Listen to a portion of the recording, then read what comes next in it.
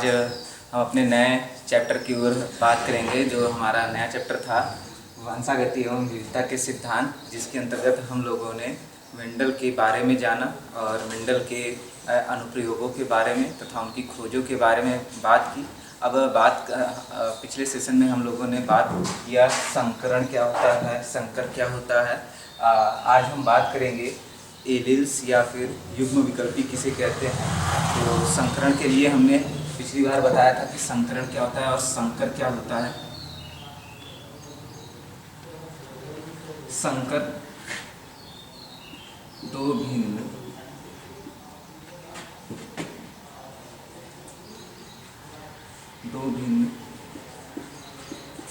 जनकों के या नस्लों के संयुग्मन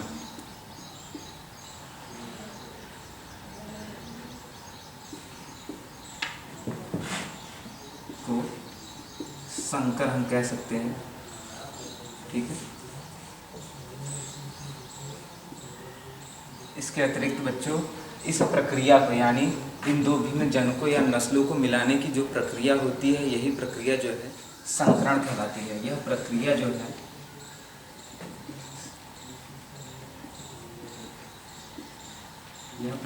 है संकरण कहलाती है।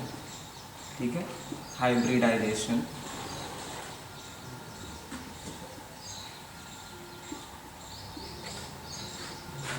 संकर को हम हाइब्रिड कहते हैं।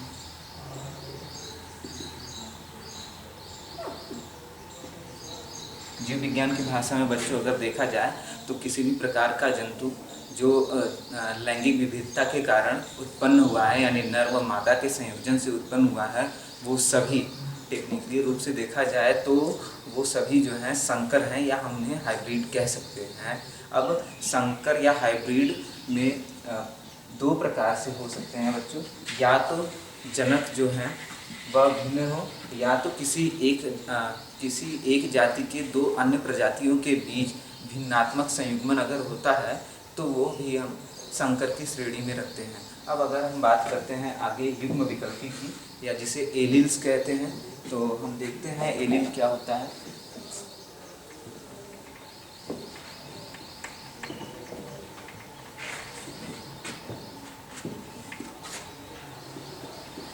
यह सभी जो हैं शब्दावलियाँ बच्चों आपको याद होनी चाहिए, क्योंकि इन्हीं शब्दावलियों के बाद जो है मेंडल का जो नियम है वो आपको ज़्यादा अच्छे तरीके से समझ में आएगा। अब एलील्स की बात करते हैं। एलील्स क्या होता है, तो किसी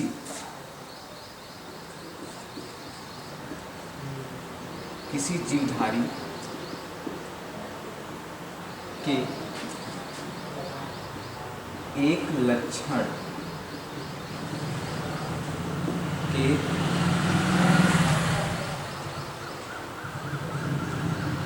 कई भिन्न विकल्पों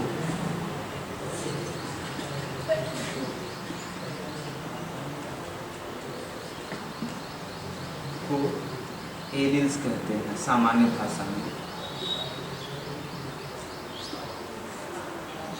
जैसे एलील्स के लिए अगर हम बात कर लेते हैं तो एक ही लक्षण के कई विपर्यासी अगर ऑप्शन आपके पास मौजूद हैं तो वो एलील्स की श्रेणी में आते हैं। जैसे अगर हम बात कर लेते हैं किसी जीवधारी के अंतर्गत लंबेपन का कोई जीन है, ठीक है, लंबाई का जो जीन है, लंबाई कारक है, यह लंबाई खासियत है उस जीन की कि वो काफ़ी लंबा होता है। अब इस लंबाई के लिए अगर मान लेते हैं कि यह कैपिटल टी एक जोड़ी जीन है जो इस लंबाई के गुण को प्रदर्शित करने में कारगर होता है। अगर वह जीवधारी लंबा है तब तो ठीक है, काफ़ी लंबा हो रहा है, लेकिन वह बौना अगर हो रहा है तो चूँकि यहाँ दोनों की हाइट के लिए अलग अलग जीन है, ठीक है, बौने के लिए हम मान लेते हैं स्मॉल टी है, तो यह जो है वो लंबाई के परितः दो प्रकार के वैकल्पिक जीन मौजूद होते हैं। यही दो प्रकार के वैकल्पिक जीन ही जो है किसी एक लक्षण के प्रति वह उसके एलील्स कहलाते हैं, जो उसके विकल्प के रूप में होते हैं। अगर लंबाई के परितः हम जीन की तुलना करते हैं तो जहाँ एक लंबेपन के लिए कैपिटल टी जीन जिम्मेदार है, वहीं बौनेपन के लिए स्मॉल टी, जो कि दोनों ही लंबाई वाले गुण को प्रदर्शित करने के लिए सक्षम है। फ़र्क सिर्फ इतना है, ये काफ़ी लंबा होगा, ये बौना होगा, लेकिन है तो दोनों बच्चों लंबाई के गुण को ही प्रदर्शित करने के लिए, किसी अन्य गुण को प्रदर्शित करने के लिए नहीं। ठीक है, आगे हम बात करते हैं। अगला टॉपिक जीन किसे कहते हैं। तो जीन को जानने के लिए सबसे पहले आपको मैं ये बता दूं कि हमारे शरीर में लगभग 100 खरब कोशिकाएं होती हैं। ठीक है, अब लगभग इन 100 खरब कोशिकाओं की संरचना, कार्यकी का नियमन जो है उनके ही केंद्रक में उपस्थित डीएनए या गुणसूत्रों के माध्यम से नियंत्रित होती हैं। सभी प्रकार की जो कोशिकाएं होती हैं वह अपने केंद्रक के अंदर उपस्थित गुणसूत्रों के माध्यम से ही सभी प्रकार के जैविक कार्य एक दूसरे से समन्वित होकर संपादित करती हैं। अब इन गुणसूत्रों में क्या होता है बच्चों? गुणसूत्र जो परिवर्तित रूप है क्रोमैटिन धागे के, स्ट्रक्चर इसका केंद्रक के अंदर यह धागे के रूप में होता है, फिर बदलता है गुणसूत्र के रूप में। ठीक है, आगे यह गुणसूत्र जो है यह काफ़ी कॉइल्ड होता है। अब इस गुणसूत्र की संरचना देखी जाए तो अगर इस गुणसूत्र को और मैग्नीफाई करके देखा जाए, ठीक है,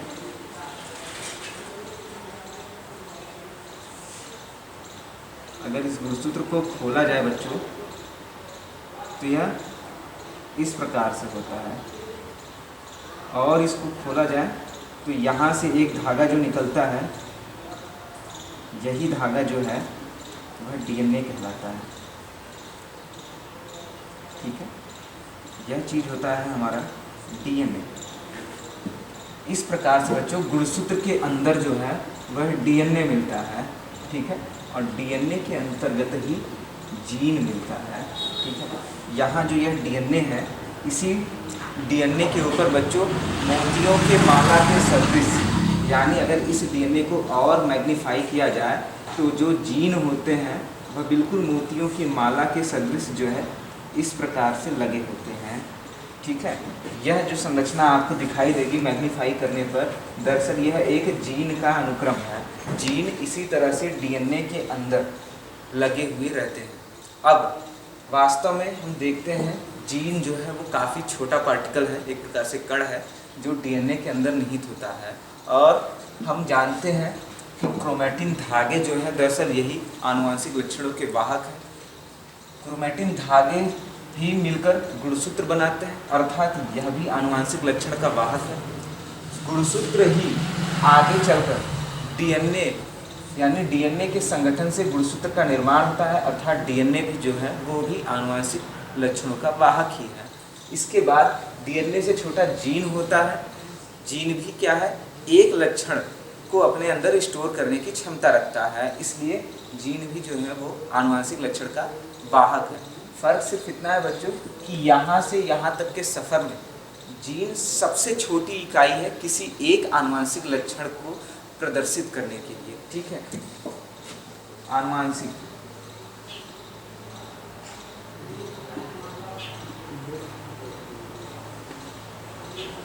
लक्षण की इकाई जीन। बच्चों जीन के तथ्यों के बारे में बात कर लेते हैं कि वास्तव में जीन किस प्रकार से जिम्मेदार होता है।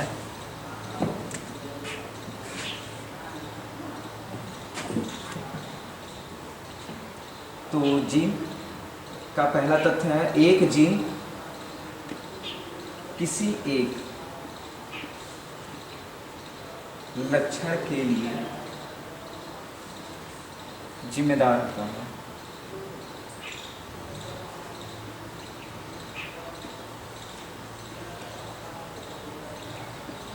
दूसरा पॉइंट, कभी कभी क्या होता है बच्चों, एक जोड़ी जीन किसी एक लक्षण के लिए उत्तरदायी होता है। दूसरा तथ्य यह भी है कि एक जोड़ी जीन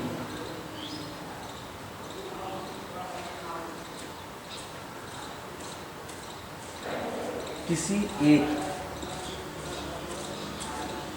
लक्षण के परिलक्षित होने के लिए जिम्मेदार होता है।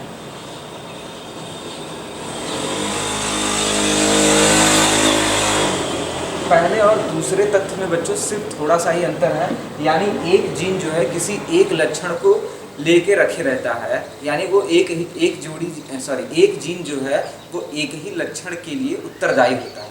अब दूसरा तथ्य कहता है कि एक जोड़ी जीन किसी एक लक्षण के परिलक्षित होने के लिए जिम्मेदार होता है। कहने का मतलब जो भी बहुकोशिकीय जीव हैं उन जीवों में अधिकतर देखा गया है कि किसी एक प्रकार के लक्षण को दृश्य रूप में पूर्ण रूप से दृश्य रूप प्रकट करने के लिए कम से कम एक जोड़ी जीन की आवश्यकता होती है। ठीक है, यानी बिना एक जोड़ी जीन के कोई भी एक लक्षण स्पष्ट रूप से जीवधारी में जो है वो स्पष्ट रूप से परिलक्षित यानी दिखाई नहीं देगा। यह जीन के बारे में एक तथ्य कहा गया है। आगे एक तीसरा पॉइंट है, जरूरी नहीं कि सिर्फ एक जोड़ी जीन ही जो है किसी एक लक्षण के लिए जिम्मेदार है। तीसरा पॉइंट यह भी कहता है कि एक से अधिक यानी बहुत सारे जीन मिलकर भी एक लक्षण को परिलक्षित करने के लिए जिम्मेदार होते हैं। ठीक है, यह भी एक कथन है, यानी बहुत सारे जीन भी लक्षण प्रदर्शित करते हैं विशेष कंडीशन में।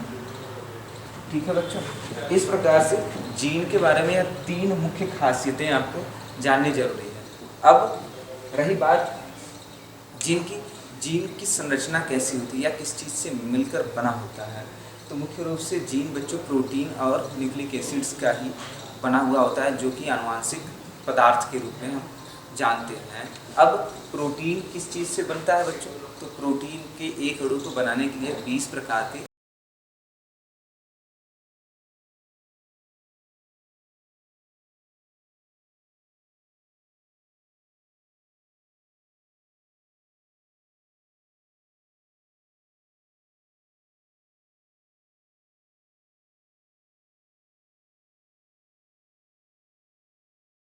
अमीनो एसिड्स का निर्माण होता है।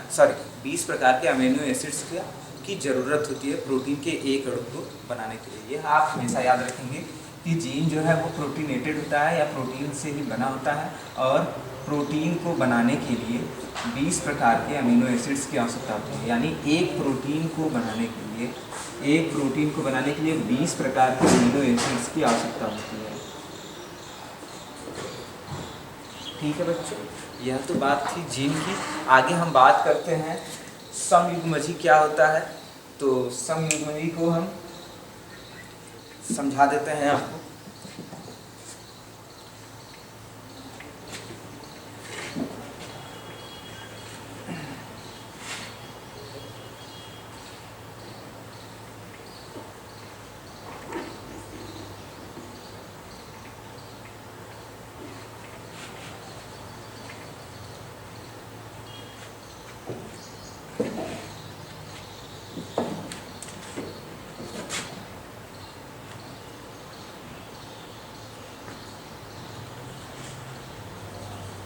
समयुग्मजी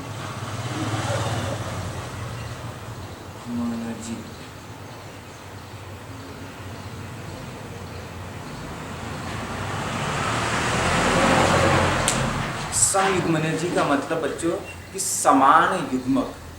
ठीक है, अब किसी जीवधारी के अंतर्गत उसके युग्मक रूपी जो जेनेटिक लक्षण है अगर वह बिल्कुल समान होते हैं तो उसे हम समयुग्मनजी कहते हैं। जैसे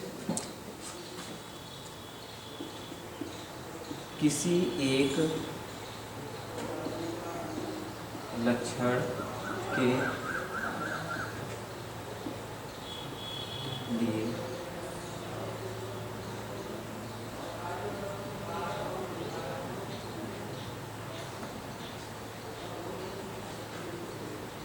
जीन के समान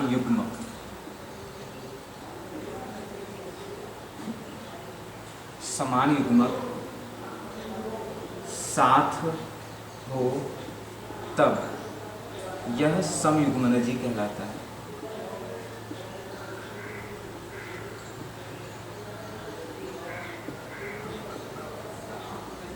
आइसोगेमी।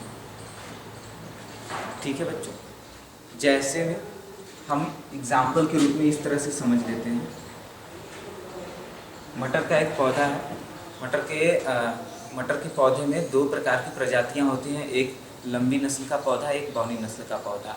अगर हम मान लेते हैं लंबी नस्ल के पौधे का जीन जो है वह कैपिटल टी है और बौनी नस्ल के पौधे का जीन जो है वो स्मॉल टी है।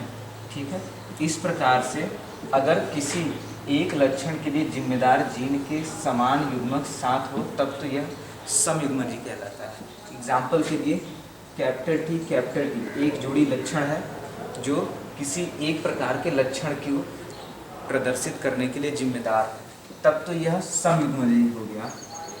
चाहे पुष्प का रंग ले लें, लाल है और पुष्प का रंग अगर सफ़ेद है, यह भी समयुग्मजी के उदाहरण है। अब विषम युग्मजी में क्या है कि जहाँ समान युग्मक साथ न हो, असमान हो। ठीक है, यानी विषम युग्मजी।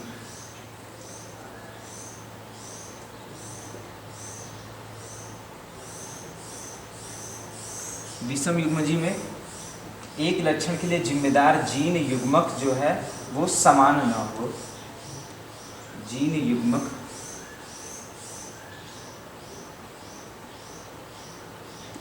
समान न हो। जैसे में capital T small T, capital R small R, यह जो है युग्मक, यह देखो भिन्न भिन्न विपरीत लक्षण वाले जो हैं युग्म विकल्पी जीन हैं जो एक साथ होकर अपना कार्य प्रारंभ कर रहे हैं। इस प्रकार का अगर कोई चीज़ होता है तो यह विषम युग्मनजी के अंतर्गत आता है। ठीक है बच्चों, आगे हम देखते हैं एक संकर संकरण किसे कहते हैं। ठीक है, यानी हाइब्रिड किसे कहते हैं।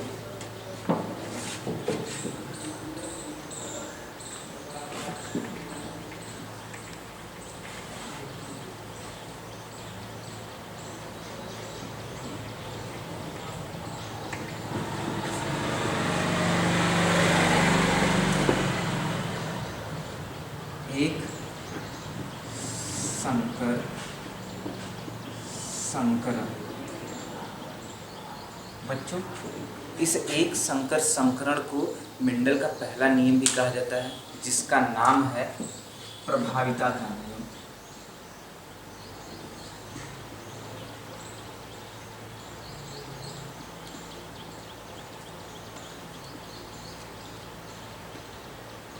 ठीक है,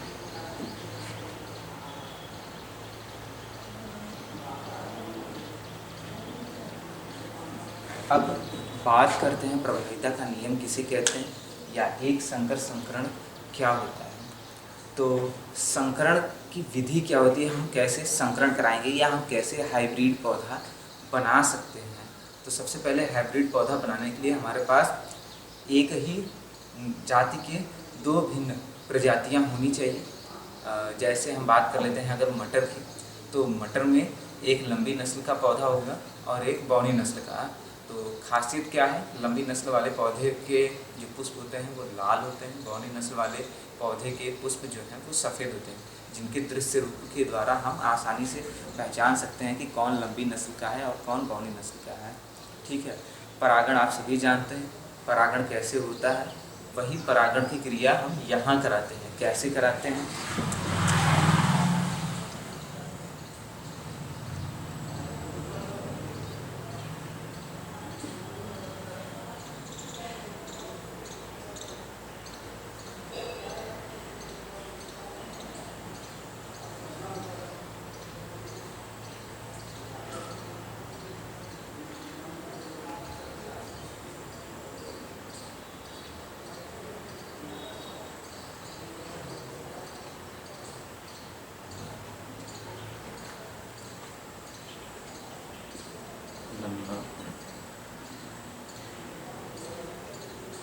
पौना।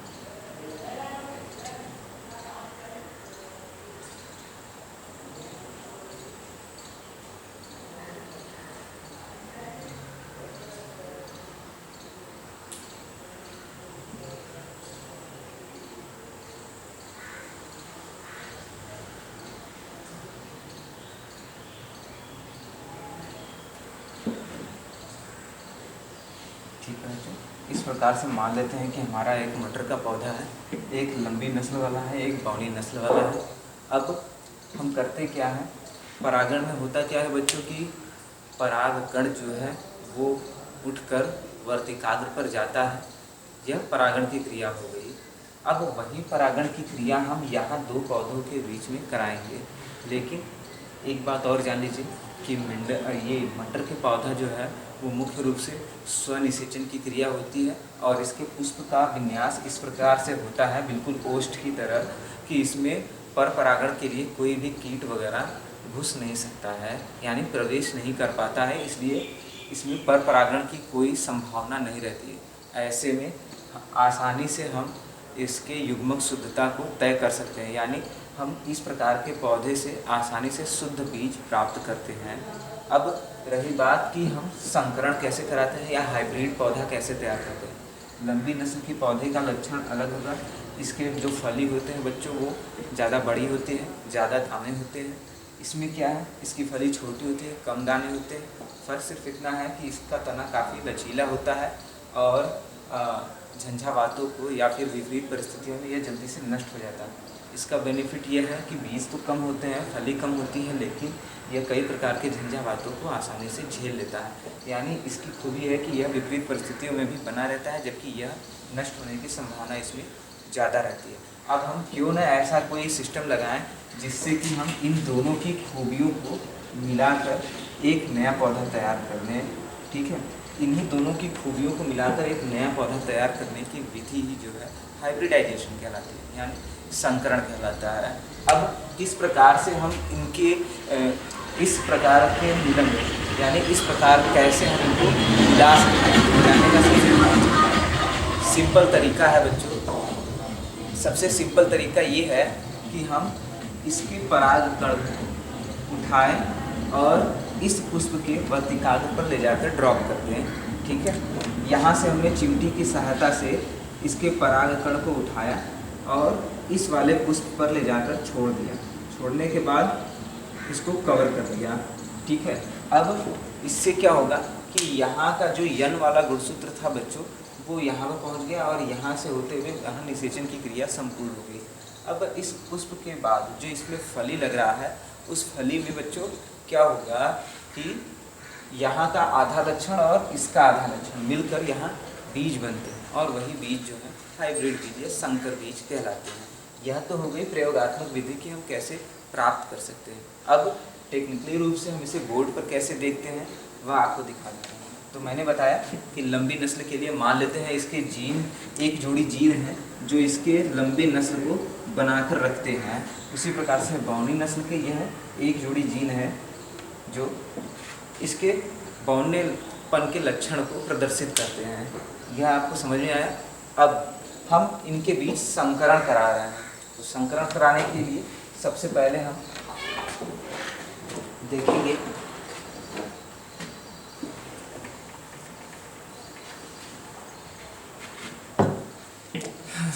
पहला नियम मेंडल का चल रहा है, प्रभाविता का नियम। मेंडल ने यह नियम क्यों दिया, अब इस पर हम आते हैं। ठीक है, और साथ में हम ये भी जान जाएंगे कि इसे एक संकर संकरण क्यों कहते हैं। तो हमने दो प्रकार के पौधे लिए, एक लंबी नस्ल का और एक बौनी नस्ल का। ठीक है, दोनों ही क्या है, एक दूसरे के विपरीत है। ठीक है, और तुलनात्मक लक्षण है। ठीक है, तो यह तुलनात्मक लक्षण है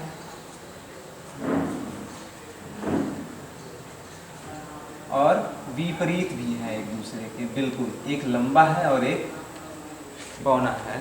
ठीक है, इसको हम गोले के रूप में कर लेते हैं, बौना और ये लंबा। ठीक है। मेंडल की परिभाषा भी बच्चों इसी समीकरण से आप आसानी से निकाल सकते हैं। अब चूंकि यह पौधा है, इसमें पहले क्या होगा, अर्धसूत्री विभाजन होगा और युग्मकों की संख्या 2 होगी, यानी गुणसूत्रों की संख्या 2 हो जाएगी। गुणसूत्र का बंटवारा होगा नर युग्मक और मादा युग्मक के रूप में, जैसा कि आप जानते हैं।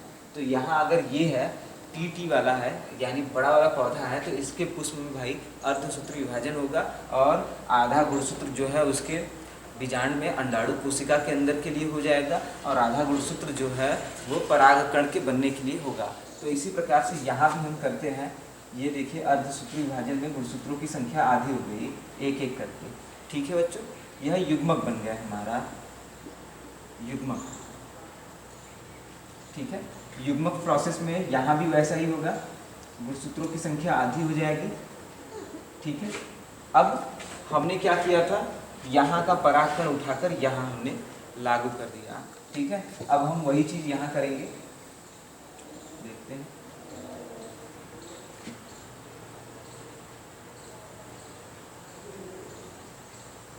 ये देखते हैं, यहाँ देखो कैपिटल टी स्मॉल टी से मिला, कैपिटल टी स्मॉल टी से मिला, यहाँ भी capital T small T, capital T small T. इस प्रकार से F1 पीढ़ी के अंतर्गत ये हमारा प्रथम पीढ़ी हो गया।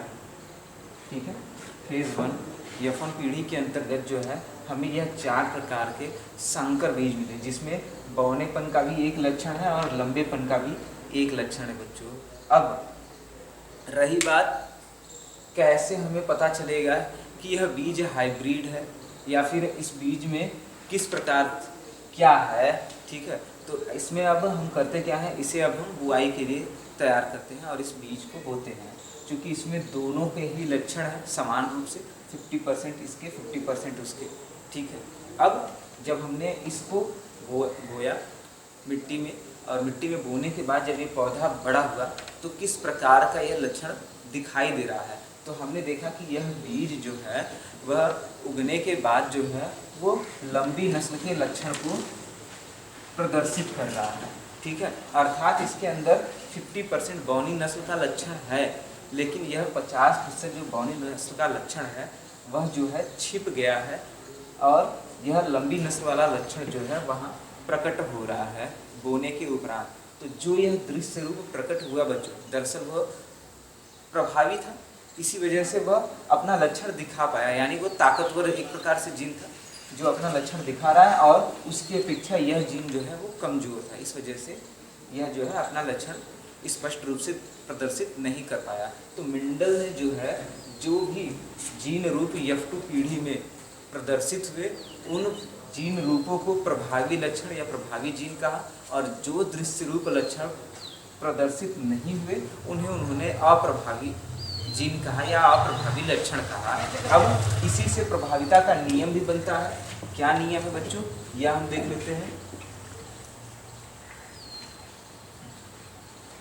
बिल्कुल आसान है, अगर हम चेकर बोर्ड क्रॉस चेक की वजह से देखते हैं तो हम क्या किए हैं, सबसे पहले 2 विपरीत तुलनात्मक वाले लक्षण हमने लिए थे।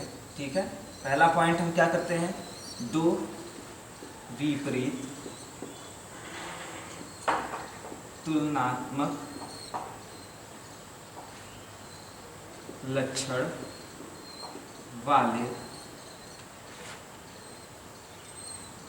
यहाँ हमने 2 विपरीत तुलनात्मक लक्षण वाले पौधों के बीच संकरण कराने पर के बीच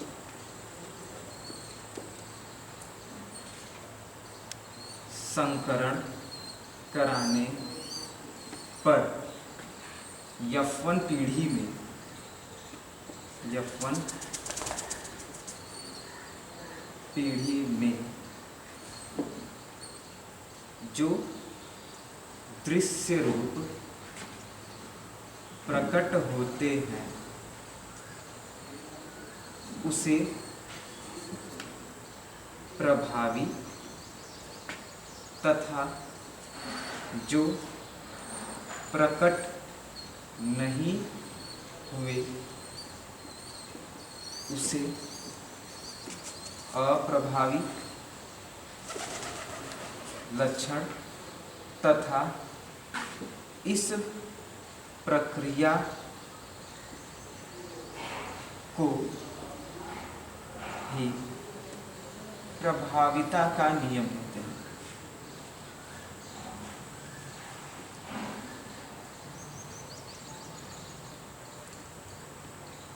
ठीक है बच्चों, इस प्रकार से मेंडल के पहले नियम की निष्पत्ति हो जाती है, जिसके अंतर्गत उन्होंने यह पता लगाया कि किस प्रकार का जीन जो है वो प्रभावी लक्षण प्रदर्शित करता है और किस प्रकार का जीन जो है वो अप्रभावी लक्षण प्रदर्शित करता है F1 पीढ़ी में।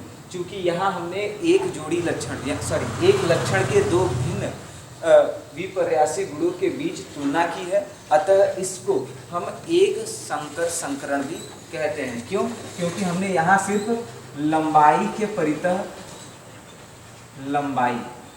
लंबाई के परितः जीनों की तुलना की है, लंबेपन और बौनेपन के लिए। दोनों ही हाइट के लिए जिम्मेदार हैं बच्चों, इसलिए यहाँ हमने किसी एक लक्षण के परितः इन दोनों की तुलना करके संकरण कराया है। इस वजह से इसे हम एक गुण संकर या एक संकर संकरण कहते हैं। एक गुण संकर या एक संकर संकरण भी कहते हैं।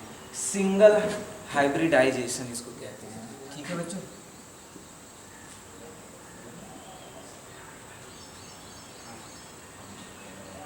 तो बच्चों आज के लिए बस इतना ही। उम्मीद करता हूं कि आपको मेंडल की प्रभाविता का नियम समझ में आया हो। किसी प्रकार की समस्या होने पर आप हमें जरूर बताएं। धन्यवाद।